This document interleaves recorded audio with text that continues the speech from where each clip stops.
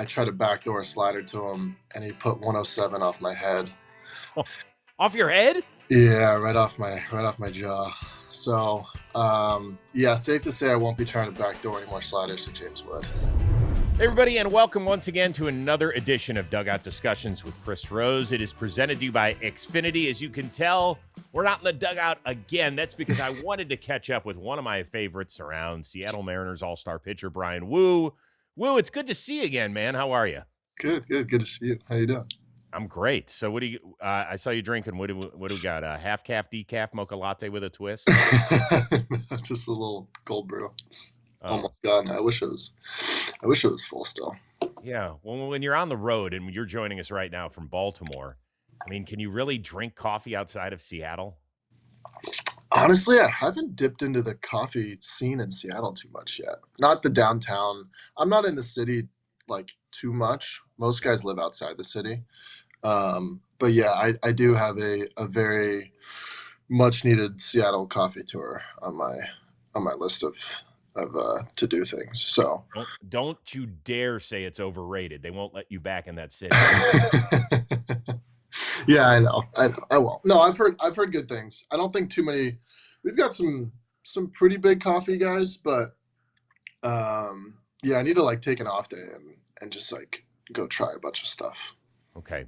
Well, this is the second straight week we had to do our show remotely. Last week we had James Wood, who's had an incredible year with the Nationals. You'll get an up close and personal look at him this coming weekend. And you were like, I've got a great James Wood story. I can't wait. Go. Oh, you want it right now? Yeah. What do we got? It's not like a groundbreaking story, but no, we were. So I got drafted in 21 with surgery with TJ. And so I was rehabbing in Arizona, and he was with the Padres at the time before the Soto trade. And so I was coming back from TJ, and I'm like doing one of my first rehab outings. And I had like a pretty up and down rehab, not with my arm, but like normal with all the elbow stuff. But I was coming back from TJ, and I was like kind of ready to get going. I'd done a couple of games, and then I got appendicitis.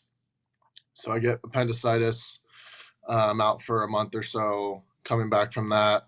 And then I think it was my last game before I was going to be able to like leave and go to an affiliate. And James Wood was also rehabbing. He had been in single A or double A or something like that. And so we're facing him on the backfields, and I think it's like the first inning.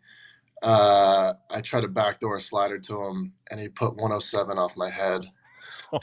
Off your head? Yeah, right off my jaw. So yeah, safe to say I won't be trying to backdoor any more sliders to James Wood.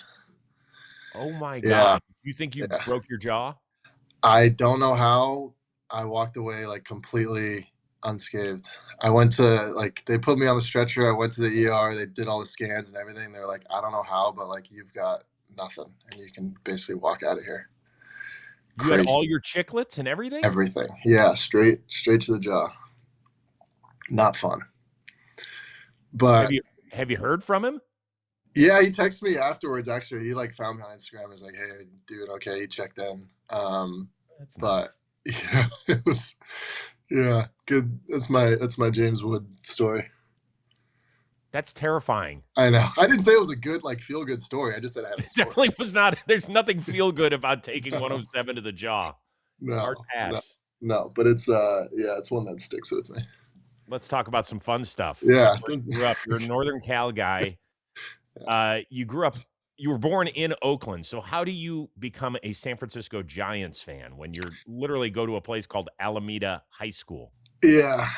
So yeah, I was born in Oakland. It's right next to the town that I grew up called Alameda. But my dad grew up in the Bay Area. His parents were actually born in China and then immigrated over to California, and they were in San Francisco for like the majority of their time before they hopped over to the East Bay.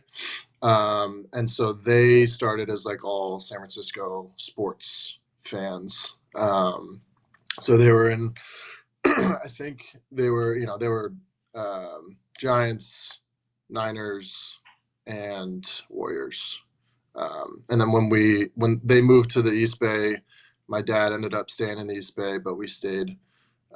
We still rooted for the A's and the Raiders, but it was San Francisco teams first and then Oakland teams second. So it's pretty split. I'd say 50-50. Like kids that grew up in the Bay Area, kids that grew up in Alameda. I'd say it's pretty 50-50 split between San Francisco and Oakland fans. But I'll still root them all on. But yeah, we were San Francisco first. Okay.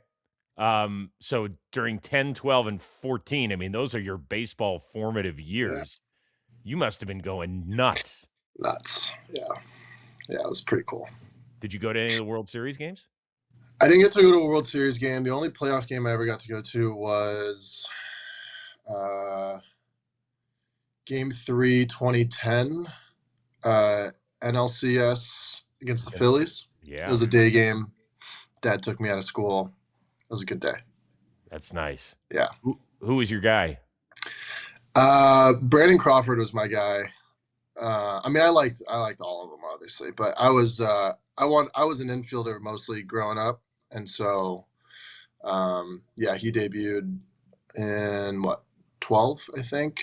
Mm-hmm. But yeah, just smooth as shortstop could be, good left-handed swing, led him to a couple World Series. Pretty hard not to. And he was a Bay Area guy too. Did I read that you were a switch hitter in high school? Mm-hmm. All right, give me the scouting report on Bryan Woo, the hitter. How are we going to get him out? Spin him, probably. Oh, chased. No, I just I could only hit heaters pretty much. Yeah, my right-handed swing was like a more contact. I had good bat to ball. I was really slow. Lefty was like a little bit more pop. I actually was just righty, obviously, for growing up and stuff. And then I always messed around with like a left-handed swing, and then people started telling me like, no, your left-handed swing is like actually way better than your right-handed swing. Like your right-handed swing's pretty bad. So just start trying it out. And so I messed around with it, like travel ball and little league and whatever. Like every kid wants to try it out. Luckily, my dad was my coach a lot of the time, and so he gave me a little bit more leeway than probably other coaches would. And then I didn't start doing it full time until my sophomore or junior year. Mm. But if I had just stayed righty, I definitely wasn't going to get recruited anywhere. So being a switch hitter gave me some type of shot to play in college or next level. Obviously, it didn't work out that way, but I had to give myself all the chance that I could. Today's episode, it is sponsored by Xfinity. Imagine everything that can change in 5 years. Jobs can change, kids will grow up, new memes will come out. But what if you had reliable, intelligent Wi-Fi and the price didn't change? Yeah, that's what's great about Xfinity's 5-year price guarantee. You lock in reliable, high-speed Wi-Fi for 5 years, no annual contracts, there's no hidden fees, and Xfinity's best equipment is included as well. And it's not just fast, it's smart. You see, Xfinity Wi-Fi helps boost speeds to devices that need it most. It can detect and fix issues before you even notice them and keeps you protected from online threats. So even though the kids will grow up, you still won't fully understand 6-7. Your internet will stay sharp, it'll stay reliable, and most importantly, the price will stay put. Plus, get online in minutes with same-day Wi-Fi, all with Xfinity 5-year price guarantee. Lock in your price, unlock the possibilities. Xfinity, imagine that. Restrictions do apply, select plans only.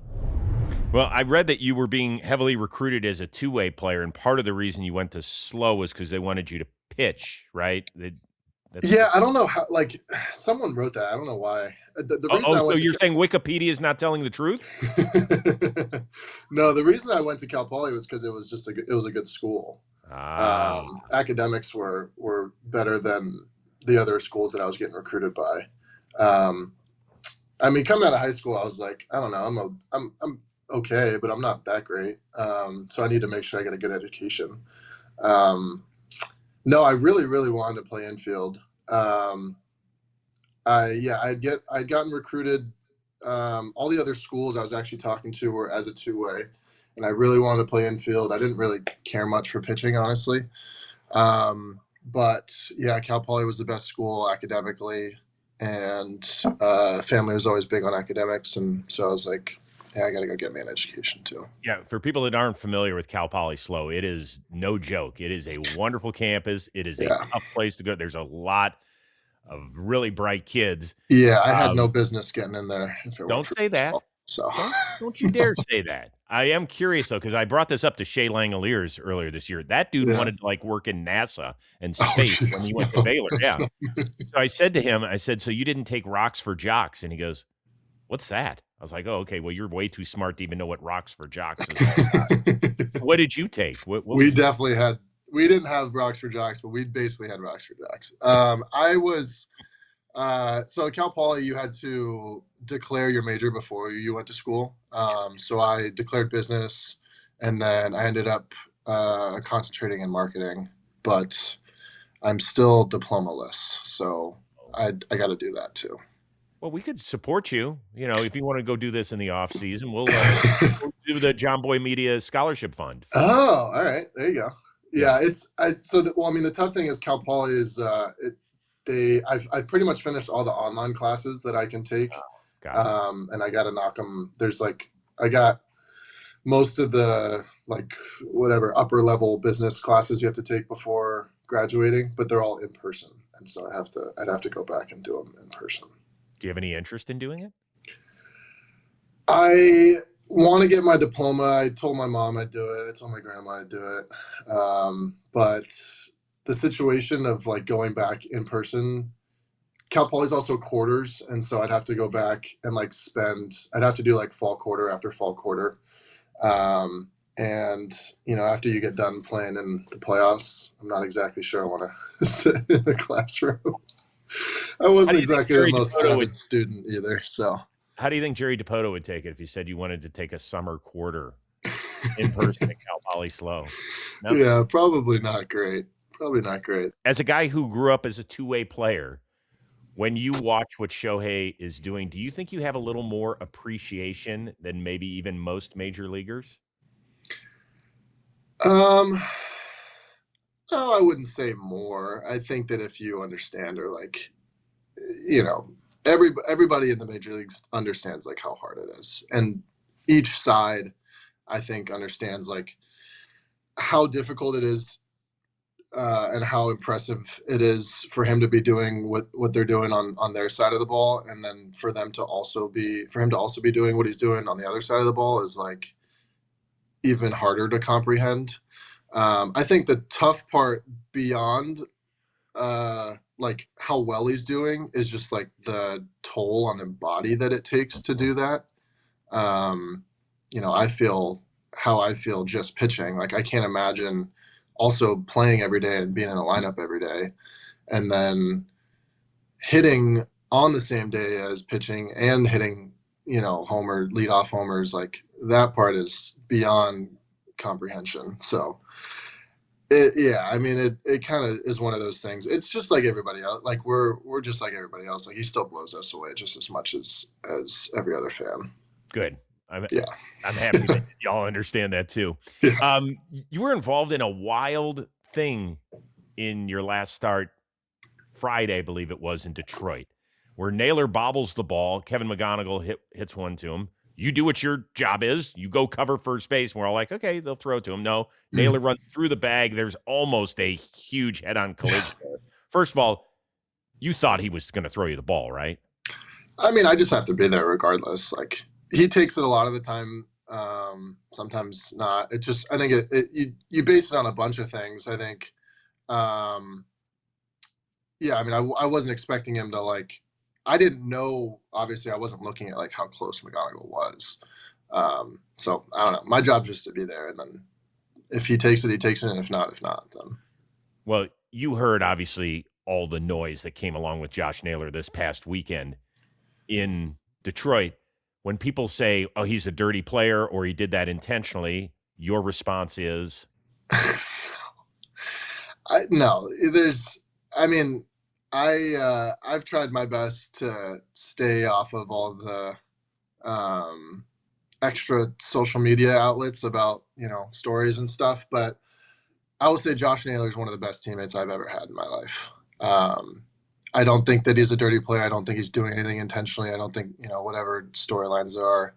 Um, I know that he'd take a bullet for me. I would take a bullet for him. He's one of the best teammates I've ever had. He's been nothing but a joy to have in the clubhouse. We love him. Seattle loves him.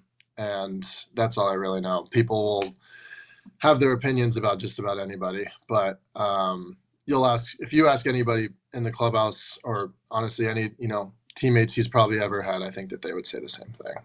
Yeah. In fact, Colt Keith of the Tigers said he's one of those guys who pushes it to the point where if he's on your team, you love him. And if you go against him, he's going to grate on you, basically. Yeah. And the thing is, like, you need to have some of those guys too. You need guys that have a little bit of edge. I think, honestly, is something that we talked about as a team over the last couple of years is like, we have a really, really good hearted, like a lot of good people in our clubhouse, but you need a little bit of that FU when you go across the lines, especially in the big leagues and especially when you start getting into playoff time and some really crucial baseball. Like, you got to be able to stand up for yourself and for your team too. Love to hear that. Yeah. Do your parents still try and attend every one of your starts? They go to a lot of games. Has there ever been a time though where maybe they didn't tell you and you realized during the game, like, holy smokes? Do you hear about this? No. Oh, no. Yeah. A couple games ago, they were at the game and they didn't tell me. Yeah, I don't know. They were just like, I mean, sometimes they, especially on game day, I think they don't try to bother me as much. They both send me like a good luck text. Uh-huh. And I think they had like an off, a couple days free. And I think it was like a very last minute thing. Like, they decided like the morning of or something that they were going to come to the game. Yeah. And then I was pitching, I got done. You get done, you go up to the training room and you get some treatment done, and then you kind of go back out and watch or whatever it is. And I get back into the training room and one of our trainers is like, "Oh yeah, I saw your dad on the TV today." I was like, "My dad? Like, I don't think they're here." He's like, "No, I've seen your dad on TV like enough times to know what he looks like. Like, I think he's here." And I was like, "All right, man, whatever you say." And then this was the day that the weekend that Cole Emerson was debuting. Mm-hmm. And so it was the day that he hit his first homer. And my parents were in the same section as them. And so he hit it, I think it was like the 8th or 9th or whatever it was. And he hit the homer. And they put the camera obviously to like the parents when their kid hits their first home run. And then I just see my dad and my mom like celebrating with them. And I was like, "Oh, okay, I guess they are here." And they didn't tell me. Dude, And then they texted me after the game. They're like, "Yeah, we kind of snuck up last minute." So, That's pretty funny. That was the That's first time that they'd done that. Good parental units on that. I love it. I got a couple more for you. I appreciate the time. It's been awesome. Yeah. Look, your team last year went where no Seattle team had gone before, and that is Game 7 of the ALCS. And unfortunately, you ended up on the losing side of it in Toronto, and that's the game in which you pitched. How long does something like that sit with you in the off season? Forever. Still does. I think. I mean, I in a healthy way, I think you use it as fuel, to bring you into the off season and like, all right, you got a little bit more focus, and you got a little bit more intensity, and you got a little bit more, commitment to your own work, and then figuring out how as a team we're going to get back to that point and get the job done and win a World Series. But in a very healthy way, I think that it's good that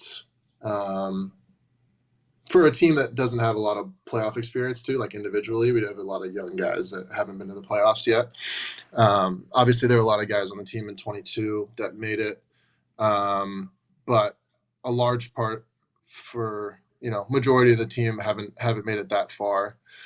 So it was a good experience, obviously, to play in the playoffs and experience it. But also, yeah, I mean, it's good. I think it'll be helpful to have that chip on our shoulder, to carry that with you, and then carry it into this season and seasons beyond. But you learn a lot, through a season like that to, win the West for the first time in a while, and then make a run in the playoffs. And yeah, it definitely sucks to lose, and I don't think it's something that I'll ever shake off. It's something that you just kind of keep with you and keeps you going every day.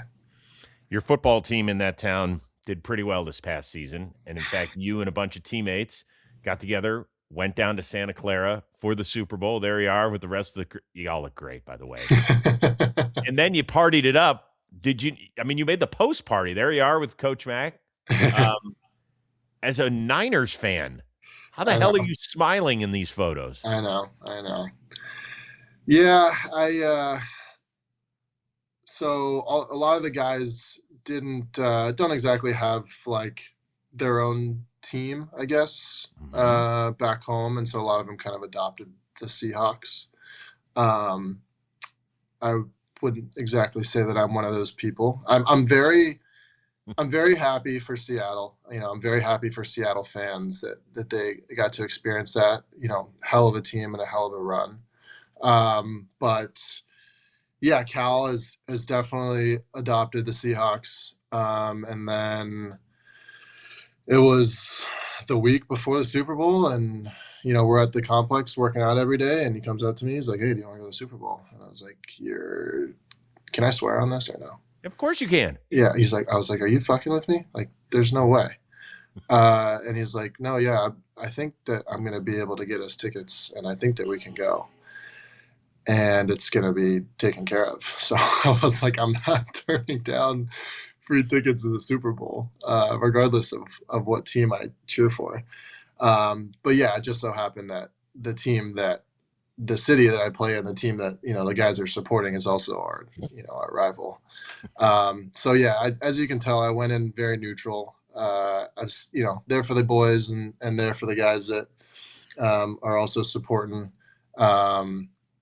But yeah, I mean, we had a good time, and then got invited to the after party and got to meet some of the guys. All great people. I mean, McDonald was awesome. Got to meet a couple of the players, and a lot of the people that work for the Mariners also work for the Seahawks. So like, got to run into them and see them.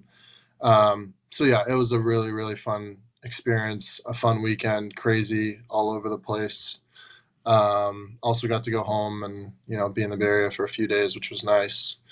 But yeah, hopefully it'll be the red and gold back there next year. You're going in as a I know. I gotta tread lightly up there. Sorry. I know. Sorry. I do. I'm really, like I said, I'm really, really happy for the Seattle. I know you are, and it's cool. But look, you're a sports fan. It's okay. Yeah, I mean, people in Seattle you talk to anybody that's like grew up in a place where like there's as many sports teams as we are. Like, yeah, I'm a Niner fan. I'm a diehard Warriors fan. So it's in my blood. My team got one off you in 2016. Who's that? The Cavs. Oh, yeah, that was. Oh man, that was a painful one. Oh, stop, please. Well, okay. At the time, I'm just saying, you watch it unraveling, and obviously everyone talks about blowing the 3-1 lead, but it's like nobody was talking about just like how insanely good the Cavs played for the next 3 games. Everybody loves talking about how the Warriors blew it, and not that LeBron and Kyrie averaged 40 for 3 games straight. Thank you. Well, they also want to talk about Draymond getting kicked out and suspended. They would rather. Yeah, I mean, it all kind of unraveled. But yeah. By the way, the year before, we would have won that series if Iman Shumpert hits a shot in game 1 at the end of regulation. We don't go into overtime. Kyrie doesn't bang up his knee. I was just gonna say, yeah, Kyrie. We end up winning that series. And I was gonna say, Love was hurt too, right? Wasn't K Love hurt? Everybody was hurt. Yeah. I mean, I like to say the same thing about 19 if Clay and KD don't go down. So great point. We all got the what ifs, I love the what ifs. Hey, did you It's play my ball in favorite. It's my Alaska? favorite game. Huh? Didn't you played ball in Alaska, didn't you? Yeah, 2 years. Okay, because I got to go up there for my nephew's wedding. Is it Oh, you're true gonna. that it's Dude, like light at midnight it's. I mean, when are you going? in July? Yeah, yeah. It'll be light out till 1, 2 in the morning. Was that like one of the best experiences you've ever One of had? the best experiences. One of the best places ever. One of my favorite places ever. What made it great? Um, I'd say the first thing that made it great is I had an unbelievable host family. Mm. Shout out to the Wits. Yeah. They took me both years. I went out of high school and went up there, and obviously, like, you're coming out of high school, you don't really know. I'm told, I'm going to Alaska. I'm like, I don't know what to expect. But they made it unbelievable. They had 4 kids, and the youngest, Evan, he gave me his bedroom, and he slept on the couch and Huh. his, sister's rooms and whatever, and made it a lot easier for me. Great coaches. And then I love the outdoors, and it's pretty tough not to take all that in. I love to fish, so it's a fisher's paradise up there. Once season starts, the fishing season starts kind of towards the end of July. You're pretty much out there every day, so you'll play a game. They play like 6, 7 o'clock games. They don't have lights, and it's light out through 10 o'clock. You go home, eat dinner real quick, and then you're on the river until 2, 3 a.m. Oh, fishing, and that's then you awesome. just do it back over the next day. Yeah, it's the best.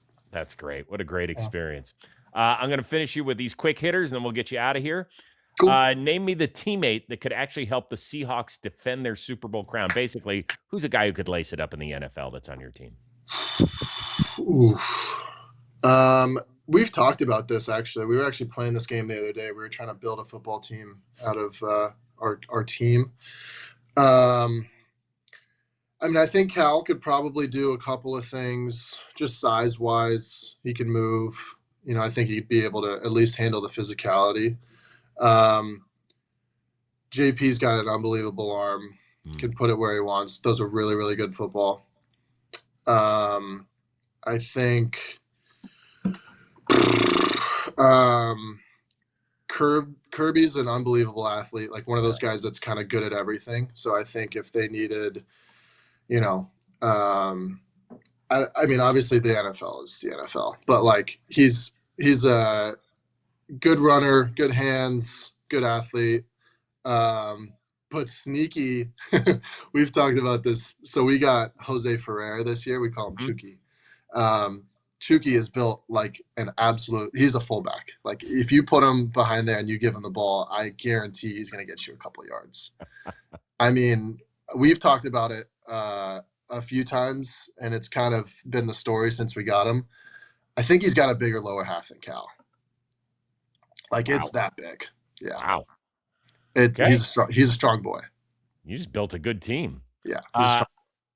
how about this? As a former hitter, which member of your starting staff would you most like to take deep? What I most like to take deep.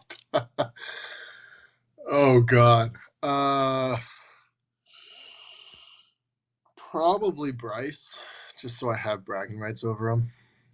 You went to Alameda High in California, which also provided us with Jim Morrison of the Doors and the founder of Mrs. Fields Cookies. So I'll give you a choice. You could either be a rock star on tour for one summer and all that comes with it, or eat unlimited amounts of Mrs. Fields cookies the rest of your life without it having a negative effect on you and your health. Which one are you choosing? Wow, that's tough.